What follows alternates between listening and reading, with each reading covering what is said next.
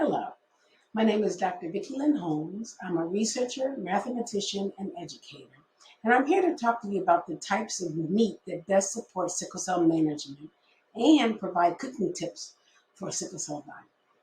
This is the third in a series that was called Soul Food Goodies. First, we talked about nutritional vegetables that African Americans enjoy. And then we talked about fruits and nuts. And now we turn to meats.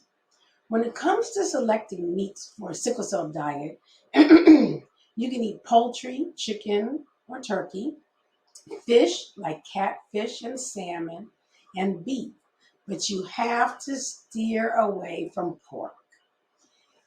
You can substitute like smoked turkey legs for ham hocks when adding meat to seasoned vegetables like collard greens or green beans, but you have to stay away from pork. The important thing is when you're thinking about meats is to prioritize buying lean and high quality protein meats. So think skinless poultry. It's recommended to remove the skin off the chicken or turkey to reduce the intake of saturated fat. And there are many recipes, even for skinless frying chicken, which is better than frying it with the skin on. Turkey also helps fight infections and boost immunity, so that's a good alternative. Catfish. Let's talk about catfish for a second, because you hear a lot about other types of fish, but black folks eat catfish.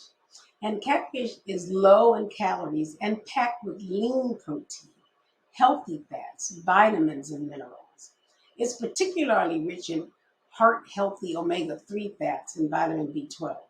The chart to your right shows how many of our soul food goodies and how they help you manage sickle cell. As you can see from the chart, catfish also helps your body to fight infections, make red blood cells, and reduce the severity and frequency of sickle cell pain crises.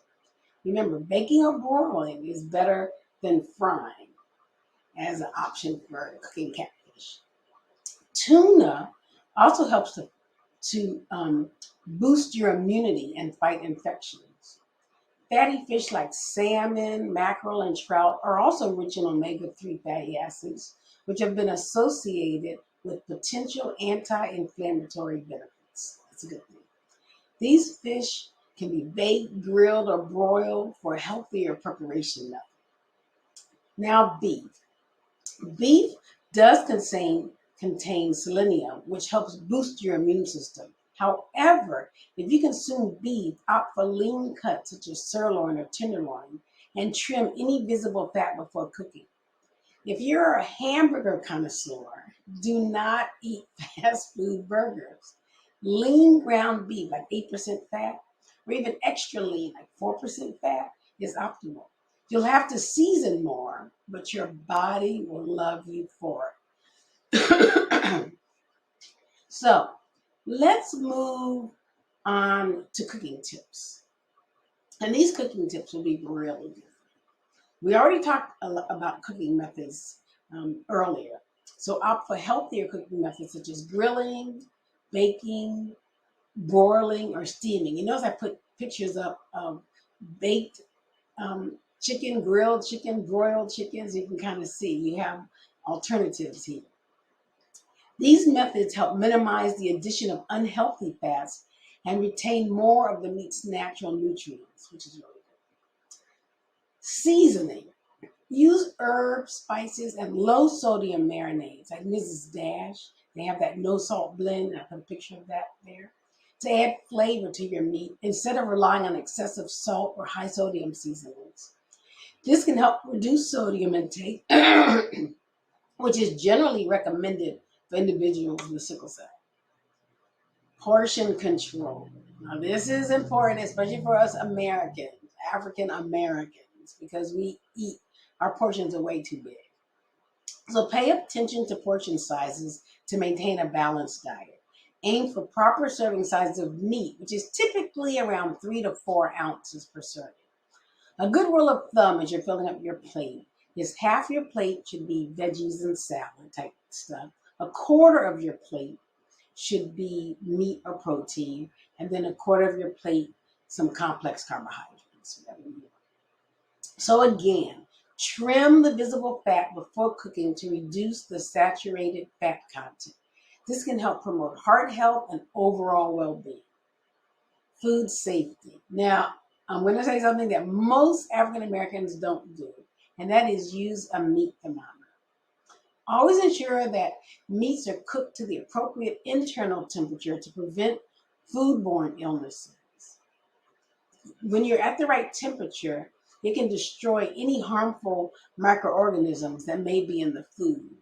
And with sickle cell, especially with immune loss, that's very important. Now, you don't have to get a real expensive one. I checked Walmart and Amazon, and you can get some for less than $10, but it will be worth it to add this to your repertoire. Most African Americans don't use meat thermometers. So remember, these are just a few tips that will help you.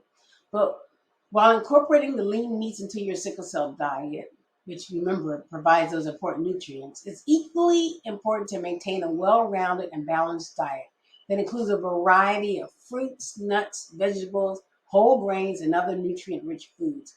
And we talked about that in some of our previous episodes. And as always, we recommend consulting with a healthcare professional or a registered dietitian who specializes in sickle cell disease. And they can tailor something to meet your specific needs with your specific medical history, and that's really good. So thanks again for listening to the final segment on soul food goodies. And if you missed the other two, go back and look it up. They're on our website. Our next series, entitled Soul Food Sweat, Fitness for Sickle Cell Management, centers around exercises for mind and body tailored to our people. Thanks.